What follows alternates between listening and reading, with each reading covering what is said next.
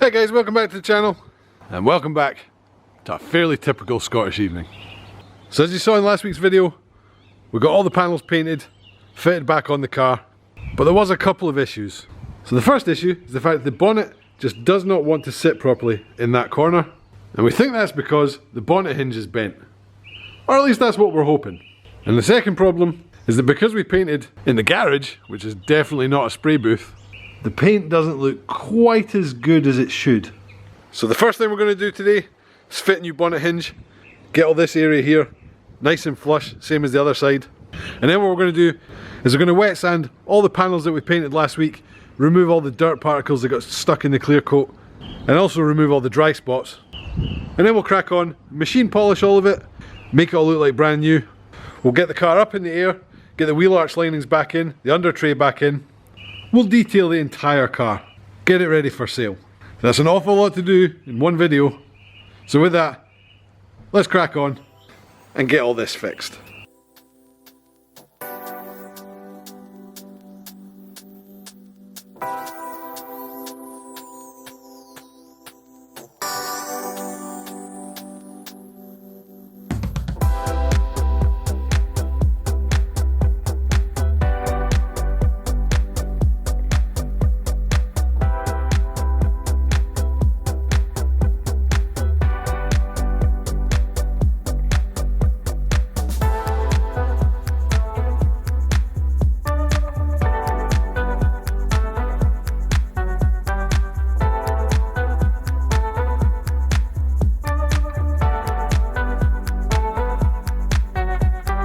Well, we didn't even get that far in the music and found out another problem. So as you saw, we replaced the hinge on this side and it got this gap looking better. But unfortunately, I think the hinge is bent on this side as well. And that's pretty much the last piece of this puzzle. So I'll order one of them up and we'll swap that out later on in this video. But for just now, seeing as there's not much more we can do with that until I get the part, let's break out some 1500 grit, get a bucket of water and start wet sanding all this.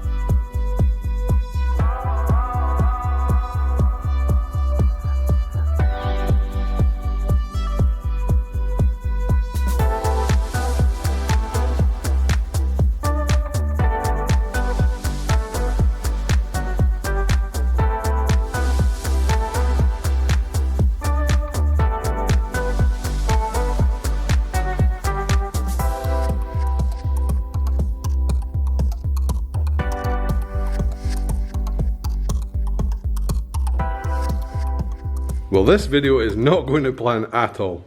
What you saw me do there is I tried 4 different compounds on the same pad, and the reason why I used the same pad is because I've run out of pads. And while they don't look too bad from this angle, when you get up closer you can see that it's not removing all the scratches the way I'd expect it to. And I don't think that's down to the compounds themselves, because they're all good compounds, I've used them hundreds of times before. I think it's down to the pad choice. So what I'm going to do is I'm going to go away and order up some microfiber pads, because they have a little bit more bite to them than the yellow pads, and that should make a much better job of removing all the slightly deeper scratches.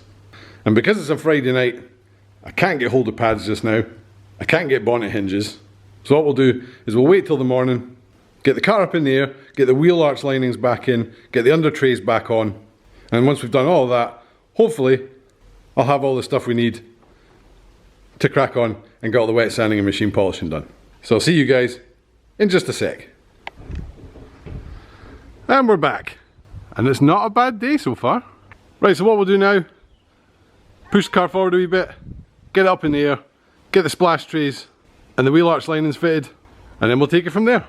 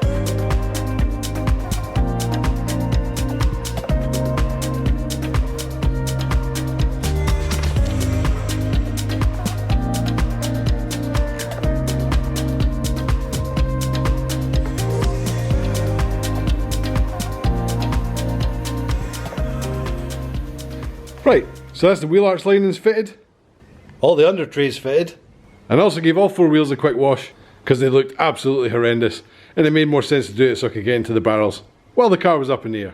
So what we'll do now is we'll chuck the front wheels back on, get them out of the way, and as you can see just there, I've now got all the polishing pads and things I need to crack on with the wet sand and polish. And we'll leave the car up in the air because it makes it a lot more convenient for somebody who's 6.5 feet tall.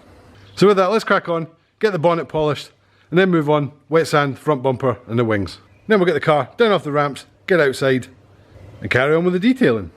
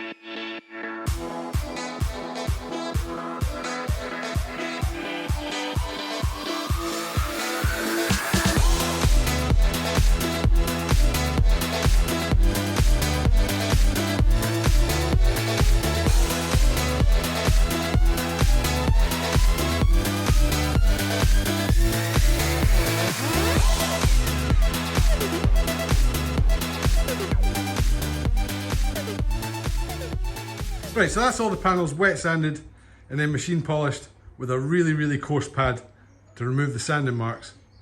And now what we need to do is go over all of that again with a finer pad and finer polish to remove all the marring and the hazing that the rougher pad and rougher polish made.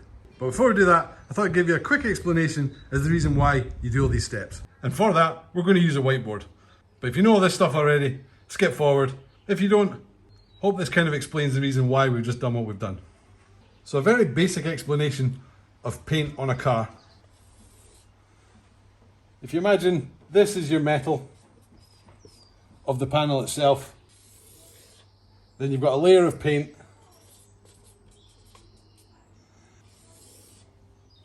and then a much thicker layer of top coat. The reason why your top coat looks so shiny is because when the light comes down, it bounces back off, in layman's terms. But if you have a very uneven top coat, what the light typically tends to do is it will come in like this and it'll get trapped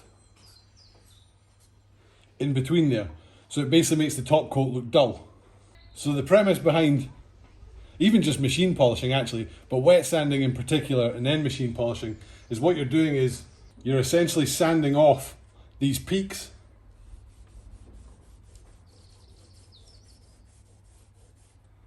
as much as you physically can, and then the machine polishing flattens them back out again so that the troughs are nowhere near as aggressive, and so the light bounces in and can bounce back out, making the top coat look shiny again. So that was a bit of school with Dave, and hopefully that makes sense. If not, it should at least explain to you the reason why I'm not a school teacher.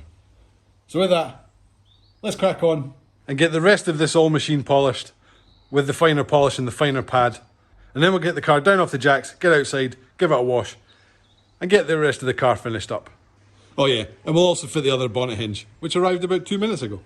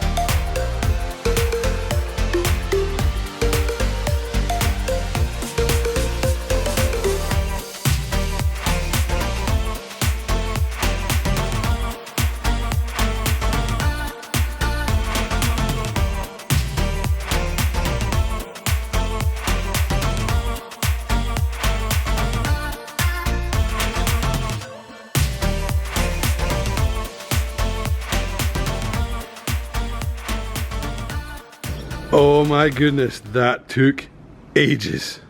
But, as you saw, we got the badges on. We got these bits back on. We got the new bonnet hinge in, and the gap is looking perfect now.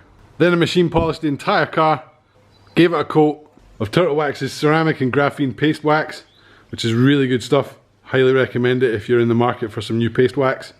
So the last couple of things we need to do is get some tyre dressing on the tyres, get all the glass cleaned, clean the interior, then we'll pull it into the sun and see what it looks like.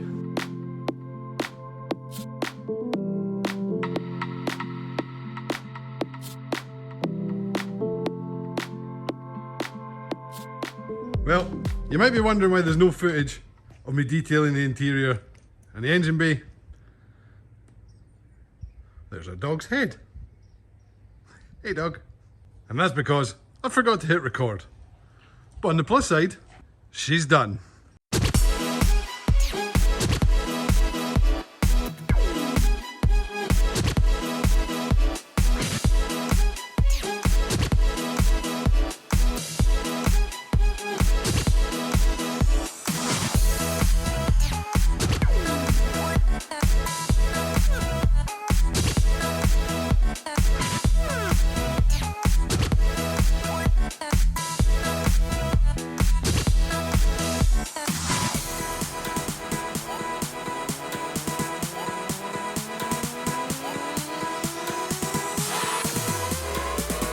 Well, it took a little bit longer than I expected to rebuild this car, but it definitely looks awesome. And the last time it was sitting in this spot, it definitely didn't look like this.